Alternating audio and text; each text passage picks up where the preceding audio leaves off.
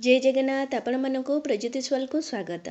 सबु महिला मानक अपेक्षा थाए माँ लक्ष्मी पूजा करने आ माँ लक्ष्मी प्रिय व्रत हूँ आमर सुदशा व्रत।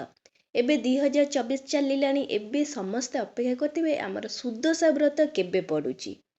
तो यही वीडियो मु आपन कहबी सुदशा व्रत केबे पड़ुची, एई वर्ष रे केतोटा सुदशा व्रत रोचे आ नुआ व्रतधारी माने एई सुदशा व्रत करि परिबे कि नहीं।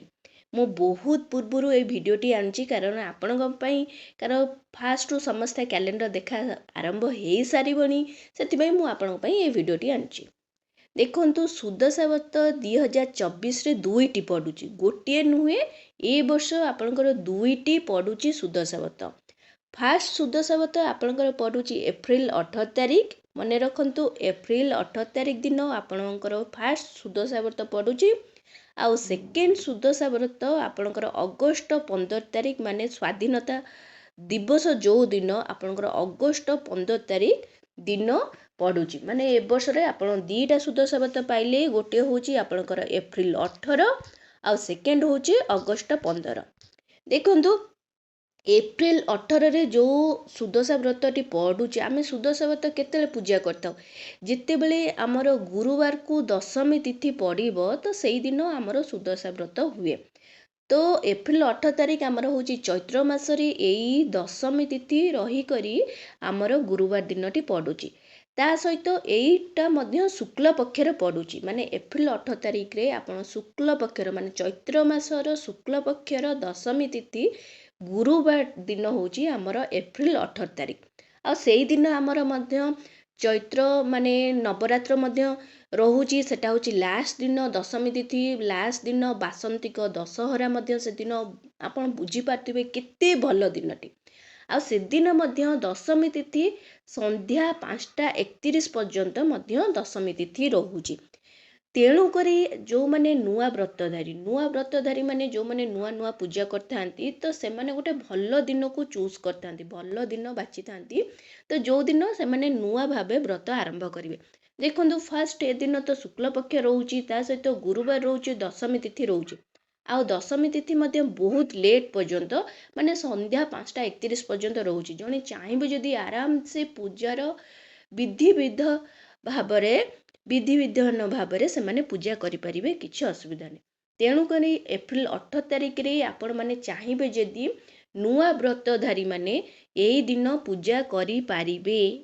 आपण कहली ओ दिन पूजा करि परिबे, सेई दिन आपण नुआ व्रतधारी जदी चाहुचंदी करि परिबे। द्वितीय होची आमर अगस्ट 15 तारिख। अगस्ट 15 तारिख माने आमर सेतेबेलकु श्रावण मास आरंभ हो जाइतिबो। आ सेही जो अगस्ट 15 तारिख मध्य आमर शुक्ल पक्षर पड़ची, शुक्ल पक्ष गुरुवार दशमी तिथि मध्य पड़ुची। माने सेम दीटा जंक, किंतु एटा चैत्र मासरे पड़ची, एटा श्रावण मासरे पड़ची।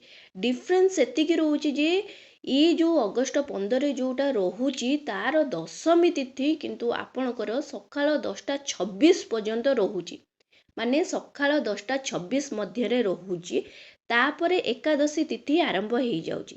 जदि नुआ व्रतधारी कौनसी मतरे जदि पूजा करिवे ताहले आपण 10:26 भितरे ही पूजा समापन करने को पड़िबो। बुझिले तो पूजा समापन करने को पड़िबो। तेणु करी बहुत बेले बेले टिके असुविधा थाए। जो माने नुआ व्रत करथांती केते जण ब्राह्मण मानकु डाकी थांती पूजा करथांती, केते जण घरे मध्ये पूजा करथांती। जदि आपण पूजा करि परिबे ताहले नुआ व्रतधारी मध्ये से दिन पूजा करि परिबे। माने ए वर्षर दीटा जो तिथि आसुची, गोटे एप्रिल 18 आ गोटे अगस्ट 15। तो दुईटी जांक तिथि रे नुआ व्रतधारी माने पूजा करि परिबे।